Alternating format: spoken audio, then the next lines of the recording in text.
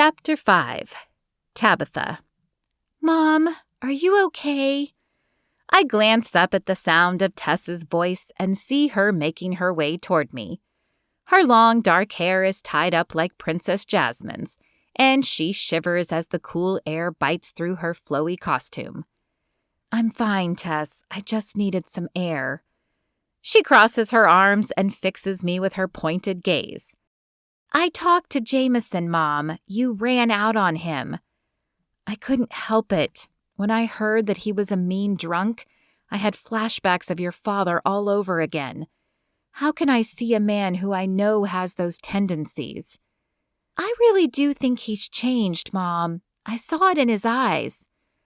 Or he's a really good actor. Tess sighs and grabs my hands. Mom, I know his past scares you, but consider the source, too. If Dad had stopped drinking and sobered up, you'd still hate him for what happened. Perhaps his ex-wife is the same. Maybe she doesn't know he's changed, or if she does, maybe she can't accept it. I know how hard it is to change people's minds when they've formed an opinion of you. I smile at Tess. For a time, she had been a mean girl, one I wasn't proud of, but after meeting Samuel and dealing with my brain tumor scare, she has returned once again to the sweet girl I raised. But I do know it took a while for Kirsten to fully embrace her again. And even then, it probably had more to do with Samuel's influence than Tess herself. You're right. I should at least hear his side of the story before I make any decisions. That's the spirit. Besides, Mom, I really do think he's one of the good ones. And I'd love to know you have someone there with you.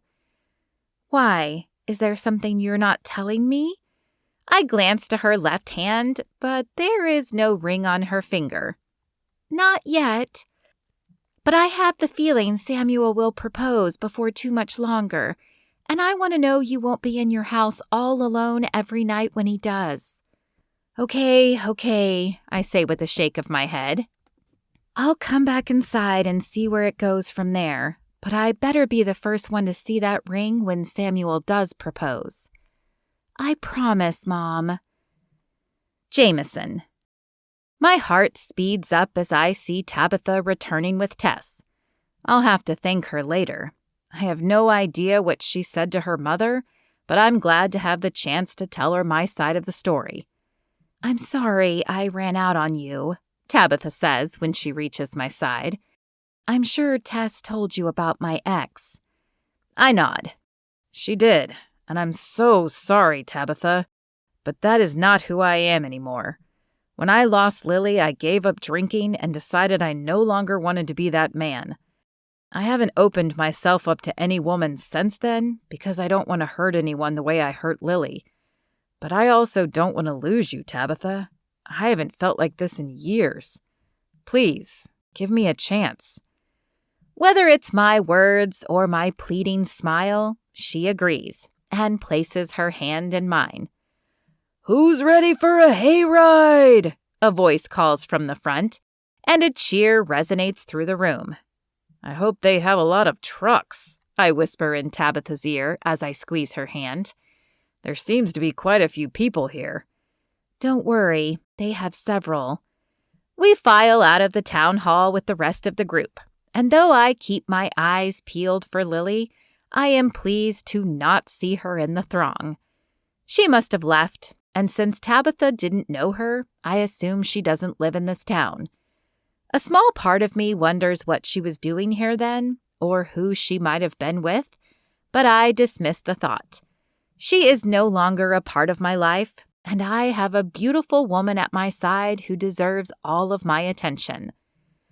We end up in a wagon with Tess and Samuel and their friends Kirsten, Tristan, Dillon, and Molly. As the truck moves forward, I grab one of the blankets and wrap it around Tabitha, pulling her closer to me in the process. She smiles before laying her head on my shoulder. The truck pulls us slowly through the town, and as I watch the buildings pass by, I wonder if I could move here. It does seem to have a peaceful, relaxed feel that my city doesn't, And though it would make my commute longer, it would be nice to be closer to Tabitha if our relationship continues. "What are you thinking about?" she asks, looking up at me. "The future," I say, "and how I very much hope you are in it." As she smiles, I know this is my cue, and I lean in and place my lips on hers. It's still early, but somehow I know that Tabitha and I will end up together.